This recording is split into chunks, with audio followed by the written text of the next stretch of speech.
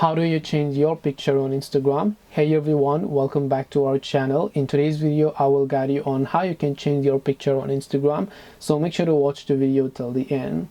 Now, if you want to actually change your profile picture, I'm assuming you want to change that on Instagram. If you open up Instagram here, if you come to your profile page, you'll be able to see your profile icon here, where all you have to do is, in order to edit it, you can either just tap on the profile picture here, or because if you tap on it, it will take you to the story tab. You can long press on that profile picture, select the option called new profile picture from here.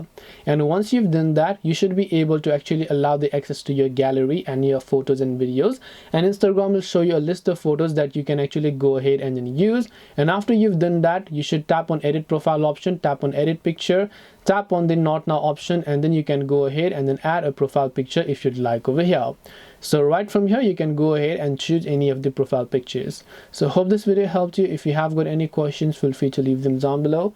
Thank you for watching till the end, and see you in the next video.